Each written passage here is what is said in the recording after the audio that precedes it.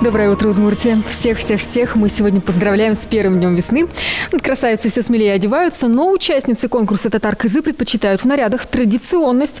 Конкурс пройдет в середине марта, а сейчас девушки завершают к нему подготовку.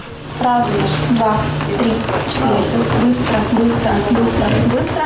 Общий танец они репетируют уже с месяц. Рушана Сатарова на этот период стала для девчонок второй мамой и круглосуточным консультантом по костюмам, номерам, прическам. Изначально думала, что будет какое-то предвзятое к кому-то и кому-то более такое положительное отношение. Сейчас все девочки очень такие интересные, абсолютно все. Каждая это просто кадр.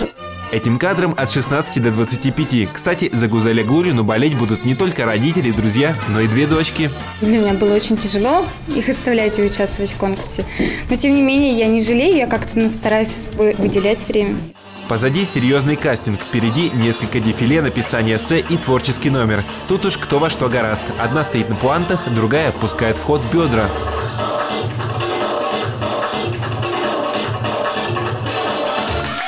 Глядя на них, можно подумать, что это не 10 соперниц, а 10 подруг. Бок о бок почти каждый день. Смеются, шутят и помогают друг другу. О том, что будет в последний день, даже думать не хотят.